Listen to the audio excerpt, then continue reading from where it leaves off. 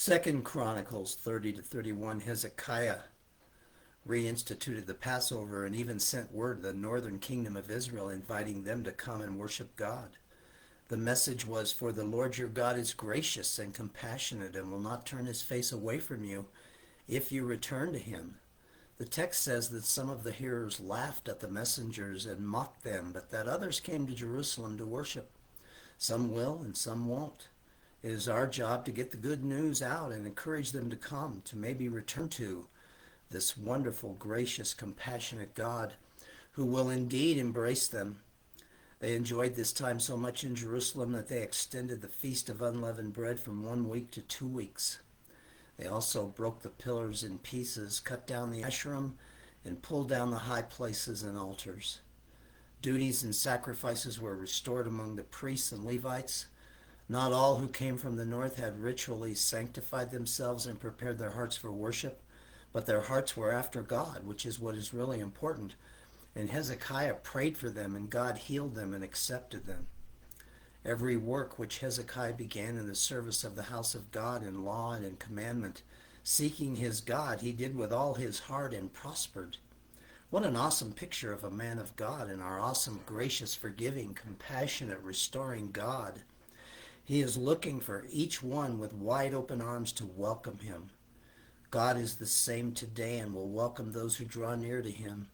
He is the creator of the universe, and we will all stand before him. One day, every single person will bow before the Lord. We're starting now. John 18, 1 through 18.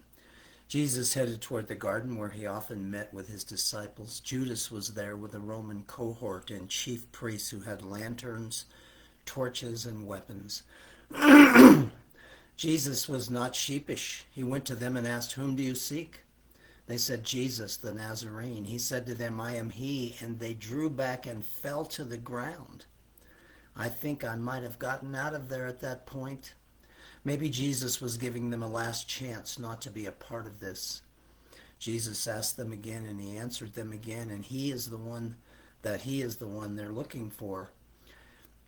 He said, "If you seek me, let these go their way," to fulfill the word which he spoke. "Of those whom you have given me, I lost not one." If we belong to him, he will not lose us either. Peter drew his sword and cut off the high priest's slave's ear. Jesus told him to put his sword away, that this was the reason he'd come. They arrested Jesus and took him to Annas, the father-in-law of Caiaphas, who was high priest that year. Apparently, Annas still had a great deal of influence. Peter followed with John, and they entered the court of the high priest. A slave girl said to Peter, "You are not also one of this man's disciples, are you?" Peter said, "I am not." Surely this was a confusing time for Peter, and he is on an emotional roller coaster. The Lord will use this to refine Peter and continue to finish the work he had begun in him. He is doing that with you and me as well. He will not lose us. He will not forsake us.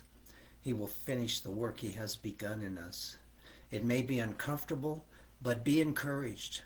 God has saved us to conform us into the image of his Son.